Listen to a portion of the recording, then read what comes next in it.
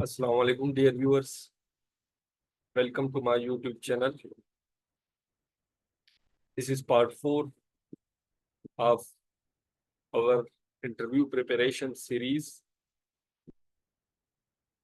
Already हम 3 videos में Khyber Pakhtunkhwa public service commission में जो इंटरव्यूज होते हैं BPS 17 पोस्ट के लिए वो हम डिटेल के साथ पहले 3 वीडियोस में डिस्कस कर चुके हैं और उन वीडियोस के लिंक्स इस वीडियो के डिस्क्रिप्शन में अवेलेबल है।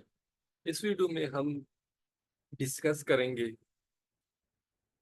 कि मेरा एक्सपीरियंस कैसा था, मैंने क्या कुछ सीखा। I will try to summarise all those things what I have learn. ये कौन सी चीजें है जो आपकी सक्सेस इंटरव्यू में इंश्योर करती है।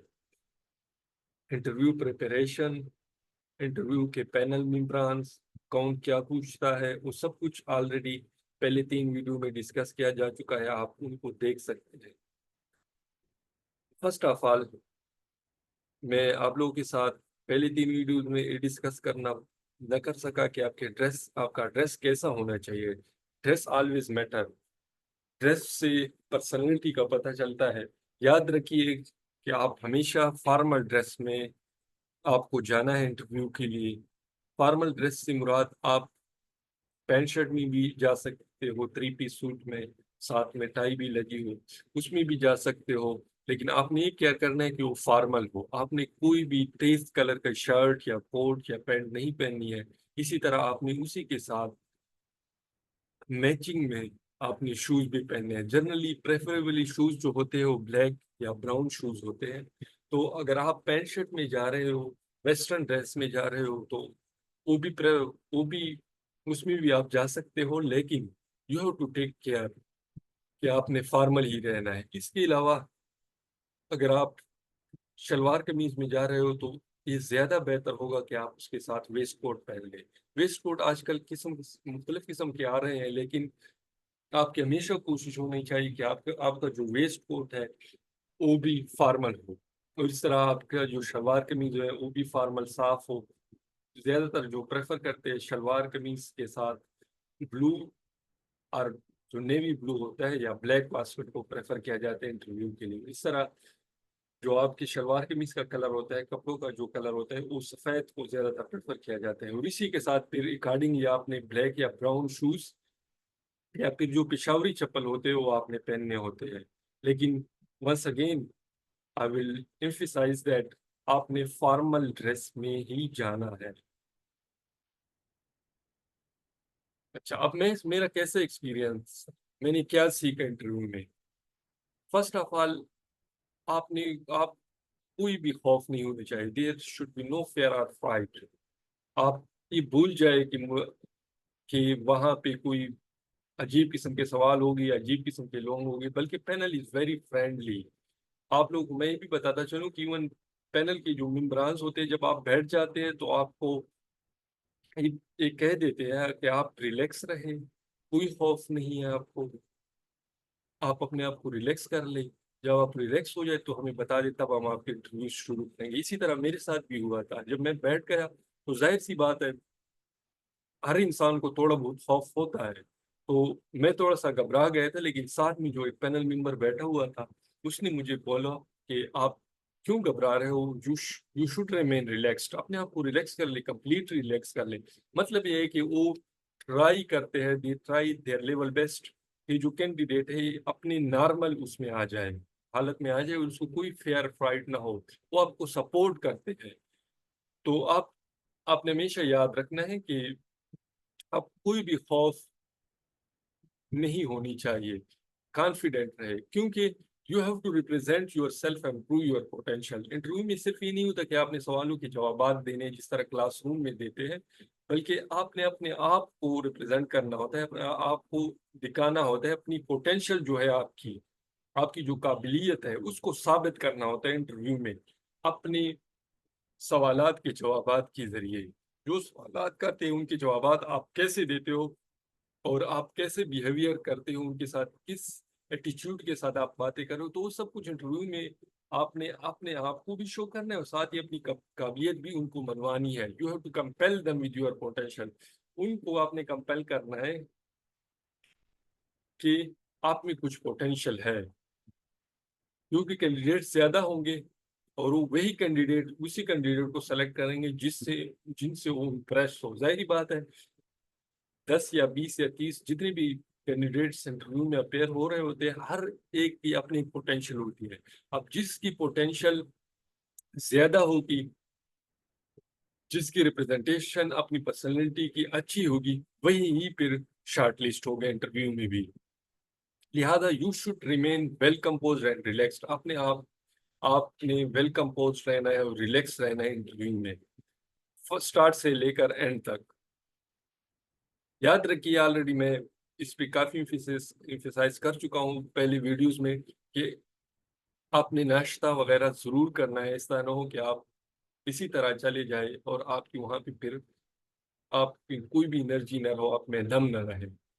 अपनी एनर्जी को फुल रखे। अगर आपके आपका नंबर जो है इंटरव्यू का आपकी जो बारी है वो बहुत बाद में है, लास्ट में है, तो वहां पे ऑलरेडी खाने पीने का अगर आप अपने साथ कुछ ले जाते हो तो वेल एंड गुड, नहीं ले जाते तो वहां पे मिलता है तो कुछ भी जरूर खाया पिया करें इंटरव्यू से पहले। और इंटरव्यू से पहले वॉशरूम जरूर अटेंड कर ले। अगर आप एक गिलास पानी पी लेते हो तो इसका फायदा ये होता है कि आप थोड़ा कंपोज हो जाते हो, थोड़ा रिलैक्स हो जाते हो। Be confident, you can. Confident आपने रहना है। जब आप स्क्रीनिंग टेस्ट क्लियर कर चुके हो, it means that you have the ability, you have the potential to clear the interview as well. याद रखिए कि none of the panel members is your enemy. कोई भी पैनल मेंबर आपका दुश्मन नहीं है। किसी भी पैनल मेंबर के आपके साथ दुश्मनी नहीं है। एक बात, जो स्टूडेंट्स होते हैं वो इसी चीज को ज्यादातर Khyber Pakhtunkhwa public service commission में जो सब्जेक्ट स्पेशलिस्ट बैठे होते हैं वो ये समझते हैं कि जो सब्जेक्ट स्पेशलिस्ट बैठा होगा, बस कैंडिडेट से ही समझते हैं वो, चूंकि पिशावर यूनिवर्सिटीज के होंगे तो इस वजह से वो पिशावर यूनिवर्सिटीज ही के स्टूडेंट्स को प्रेफर करेंगे। लेकिन ये बात बिल्कुल गलत है। अगर आप कोई भी कोहाट यूनिवर्सिटी का, शरिंगल यूनिवर्सिटी का, मरदान यूनिवर्सिटी का या किसी भी दूसरी यूनिवर्सिटी का है, पंजाब की यूनिवर्सिटी का पढ़ा हुआ है या इस्लामाबाद की यूनिवर्सिटी का या सिंध का, जहाँ से भी बड़ा पढ़ा हुआ है, जहाँ से भी उसकी ग्रेजुएशन हुई है, तो ये मैटर नहीं करता कि आप पिशावर की यूनिवर्सिटी से नहीं पढ़ी हुई हो, उसकी डिग्री आपके पास नहीं है तो आप इस सब्जेक्ट स्पेशलिस्ट का ताल्लुक चूंकि पिशावर यूनिवर्सिटी से है या यूटी पिशावर से है या यूनिवर्सिटी ऑफ पिशावर से है या एग्रीकल्चर यूनिवर्सिटी से है या किसी दूसरी यूनिवर्सिटी से है, तो ये आपको प्रेफर नहीं करेगा, ये आपसे मुतासर नहीं होगा। अगर आप सवालात के जवाब ठीक देते हो तो ये मैटर नहीं करता कि आपकी डिग्री किस भी इंस्टीट्यूट की है। अगर आप अपने पोटेंशियल से उनको मुतासर कर लेते हो, वो कंपेल हो जाते हैं कि बस यही कैंडिडेट सुटेबल है, तो फिर डिग्री और इंस्टीट्यूट फिर मैटर नहीं करता कि आपकी डिग्री कहाँ से है। अच्छा, ये याद रखिए, if there is any harsh और loud comment by any panel member, कोई क्वेश्चन हार्श या एग्रेसिव मूड में वो पूछ लेते हैं या कोई ऐसा वर्ड इस्तेमाल कर लेते हैं कोई भी मेंबर, तो आपने उससे फिर घबराना नहीं है। आपने ये ख्याल रखना है कि वो शायद आपकी पर्सनैलिटी को जज कर रहे हो, आपके पेशेंस, आपके सब्र और पोटेंशियल को जज कर रहे हो कि इधर ये जो कैंडिडेट है ये हार्श सिचुएशन को टैकल कर सकता है या नहीं कर सकता। इसका ये हरगिज़ ये मतलब नहीं हुआ कि ये आप पे गुस्सा कर रहा है, अब आपने गुस्से के साथ जवाब देना है। डोंट मेक योर सेल्फ जज। आपने अपने आप को जज नहीं बनाना है, बल्कि आपने उसी सिचुएशन को टॉलरेट करना है, बर्दाश्त करना है and try to tackle any situation with grace and dignity. जो भी सिचुएशन है, बहुत ही हार्ड सिचुएशन हो, लेकिन आपने उसी सिचुएशन को फिर अकॉर्डिंगली बहुत ही ग्रेसफुल तरीके से और डिग्निफाइड मैनर से आपने उसको टैकल करना है। अगर वो गुस्सा कर रहे हैं तो आप उसका जवाब फिर स्माइल के साथ दिया करें और सुकून के साथ दिया करें। You have to answer their question whether you know or not. याद रखिए कि आपने उनके सवाल वो जो भी सवालात करते हैं, आपका इंटरव्यू हो रहा है तो आपने जवाबात जरूर देना है। You not to remain silent. लेकिन याद रखिए, फर्स्ट लिसन द क्वेश्चन और कमेंट। अगर आप से कोई क्वेश्चन कर रहा है तो उसको गौर से सुने। या फिर आप आंसर दे देते हो और उसी आंसर पे वो कमेंट कर लेते हैं, तो आपने उसी को सुनना है और समझना है, फिर अकॉर्डिंगली फुल कॉन्फिडेंस के साथ आपने जवाब देना है।